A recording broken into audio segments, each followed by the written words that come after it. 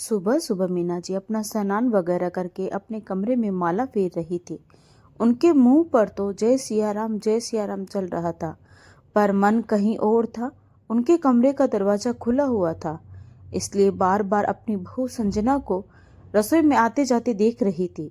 लगता है कि कल रात वाली बात ही है, लेकिन बहू से कैसे पूछे।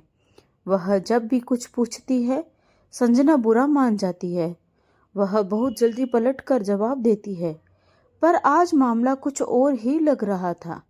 अपनी परेशान बहू को देखकर मीना जी से रहा नहीं गया।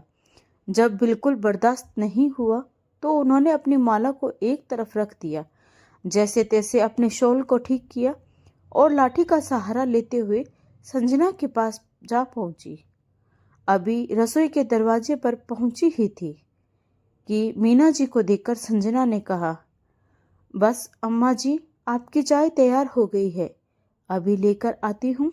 आप अपने कमरे में बैठिए, ठंड में क्यों परेशान हो रही हैं। मीना जी यह सुनकर बिल्कुल हैरान रह गई। आज तक जिस बहू ने कभी चाय नाश्ते के लिए नहीं पूछा, वह आज खुद से चाय बना रही है। हर रोज सुबह 8 बजे तक, जब तक घर में काम करने वाली सरोज नहीं आ जाती, चाय नसीब नहीं होती, और आज 7 बजे ही चाय तैयार है। मीना जी लाठी टेकते हुए वापस अपने कमरे में आ गई। लाठी को एक तरफ रखकर अपने पलंग पर बैठ गई और खुद को कंबल से ढक लिया। थोड़ी देर में संजना चाय लेकर उनके कमरे में आई, उन्हें चाय पकड़ा दी और खुद भी अपनी चाय लेकर वहीं बैठ गई। यह सब देखकर मीना जी को बड़ा अचरज हुआ। वह बहू जो कभी उनके पास बैठना पसंद नहीं करती थी, आज उनके साथ बैठकर चाय पी रही है। कमरे में गहरी खामोशी थी। कुछ देर बाद अचानक संजना की आंखों से आंसू बहने लगे। मीना जी ने अपने कांपते हुए हाथों से चाय का कप एक तरफ रखा और संजना के हाथों पर हाथ रखते हुए पूछा, क्या हुआ बहू, क्यों परेशान हो रही हो? अगर तुझे ठीक लगे तो बता, हो सकता है तेरी समस्या का कोई हल निकल आए। मीना जी के इतने प्यार भरे स्पर्श से संजना की रुलाई फूट पड़ी। वह बोली, मुझे माफ कर दो अम्मा जी, जानती हूँ मैं आपकी माफी के लायक नहीं हूँ, पर फिर भी मुझे माफ कर दो। मीना जी ने उसके सिर पर हाथ फेरते हुए कहा, अरे किस बात की माफी मांग रही है, बता तो सही। संजना बोली, अम्मा जी, आप कितने सालों से मुझे झेल रही हो, मैं तो 2-3 महीनों में ही परेशान हो गई। आज समझ में आ गया कि सास बनना आसान नहीं है। हर बार मैं आप पर इल्जाम लगाती थी कि आप अपनी बहू से दोगला व्यवहार करती हैं, लेकिन आज समझ में आ रहा है कि आपके दिल पर क्या गुजरती होगी। मीना जी को वह दिन याद आ गया जब संजना इस घर में नई नवेली बहू बनकर आई थी। अमीर घराने की बेटी संजना शुरू से ही नकचढ़े स्वभाव की थी। सीधे मुंह किसी से बात नहीं करती थी। विदा होकर आने के दूसरे ही दिन जब सभी कुलदेवी के दर्शन के लिए तैयार थे, संजना और उसके पति रवि अभी तक कमरे से बाहर नहीं आए थे। सुबह 6 बजे निकलने की तैयारी थी, पर अब 7 बजने को आए थे। मीना जी के कहने पर उनकी बड़ी बहू रेखा ने जाकर दरवाजा खटखटाया। बस इसी बात का संजना ने बतंगड़ बना दिया। वह गुस्से में बोली, जेठानी कौन होती है मुझे जगाने वाली, शर्म नहीं आती?